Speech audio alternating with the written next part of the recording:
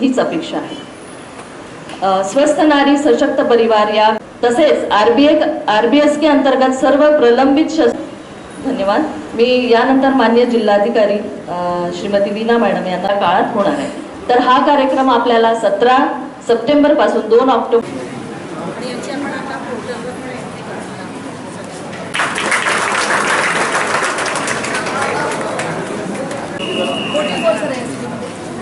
Diabetes hypertension निघाले का? हो सर, किती पेशंट आहेत?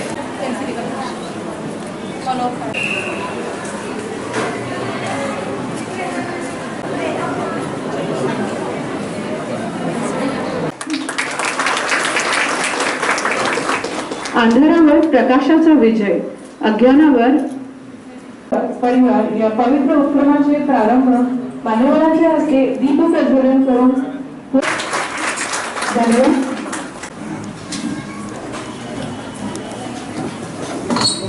आज आपल्या माननीय पंतप्रधान मोदीजी यांची आणि सक्षम व्हावी, आत्मविश्वासाने परिपूर्ण असावी केलेली या कार्यक्रमाचे उद्घाटन झालेले आहे।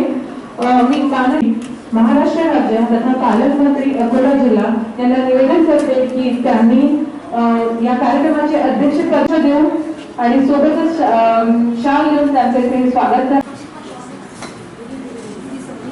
जोरदार टाळ्यांनी या सरांचे स्वागत करूया।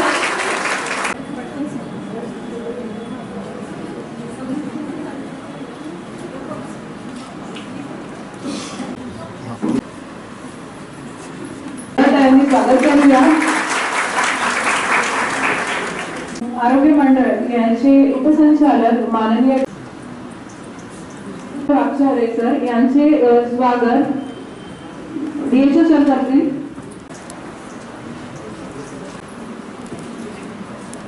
असेल तर संपूर्ण कुटुंब आनंदी सशक्त महिलांच्या आरोग्याशी संबंधित पोषण, मानसिक आरोग्य, नियमित तपासण्या याबाबत जनजागृती होणार आहे।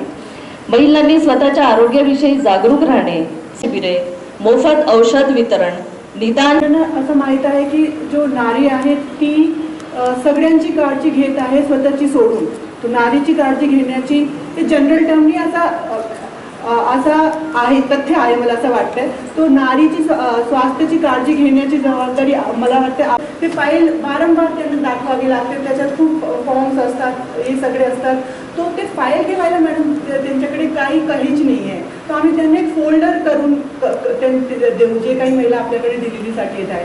किती लहानशी गोष्ट आहे, 20-25 रुपयाच्या फोल्डर पण त्यांच्याकडे नसते। त्याच्यामुळे तो फाईल ठेवायला, ते फॉर्म ठेवायला, सगळे डॉक्युमेंट, प्रिस्क्रिप्शन, दवाईच्या तिकडे तिकडे होऊन जाते। बाळ आल्यावर आपल्याला त्याच्यात कशी सर्व्हिसेस आपल्याला दिली जाणार आहे, वेगळी स्कीम। तुम्ही एक महिलाला जाऊन विचारा की याच्यात त्यांना कोणते कोणते बेनिफिट्स भेटणार आहे, त्याला माहीत नाही आहे। आणि खरोखर हे अभियान खऱ्या अर्थानं आपल्याला तर वर्षभरच घेतलं पाहिजे।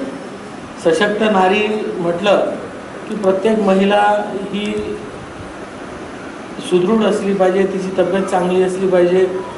नेहमी आपण पाहतो की आपल्या आईपासनं, आपल्या बहिणीपासनं घरात वावरणाऱ्या प्रत्येक महिला, आपल्या आजूबाजूला वावरणाऱ्या सर्व महिला आपण लक्ष देतो, पाहतो, पण आपलं सगळ्यांचं दुर्लक्ष होते आणि आपल्या सगळ्यांपेक्षा समोसे, वडापाव, पिझ्झा या भलत्या गोष्टी खातो आहे आणि त्याच्यामुळे स्वतःचं आरोग्य खराब करून घेतो आहे। त्यामुळे जीवनशैली कशी असली पाहिजे, आपण जेवलो काय पाहिजे, आपला आहार काय असला पाहिजे, विशेष करून स्तनदा मातांनी, गरोदर मातांनी काय खाल्लं पाहिजे, या सगळ्यांचं मार्गदर्शन या अभियानात होणार आहे। तसंच लहान मुलांचे जे कॅम्प आहेत, लहान मुलांमध्ये असणारे ज्या डिफिशियन्सी आहे, कुपोषण आहे, त्या बाबतीत मार्गदर्शन या अभियानाच्या माध्यमातून होणार आहे।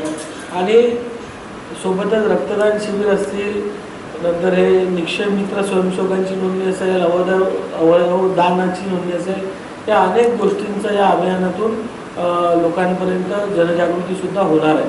त्यामुळे आपण तर सगळ्यांनी सहभागी व्हायचंच आहे, पण मी आपल्या सगळ्यांना सांगणार आहे की आपण जिथे राहत, कारण जोपर्यंत महिला सशक्त होत नाही, त्यांचा परिवार सशक्त होत नाही आणि जोपर्यंत महिला सगळ्या गोष्टीतून मुक्त होऊन निर्भीडपणे काम करायला पुढे येणार नाही, तोपर्यंत या भारताची संकल्पना, सुदृढ भारताची, जागतिक महासत्तेची कल्पना ही कधीच पूर्ण होऊ शकत नाही, कारण नारी ही शक्तीचं रूप असते. येणाऱ्या 22 तारखेपासून घटस्थापना आहे, शक्तीचा आपण स्थापना करत असतो आणि या घटस्थापनेच्या या अभियानात आपण सुद्धा मोठ्या प्रमाणात याचा घटस्थापनेचा स्वागत करावे.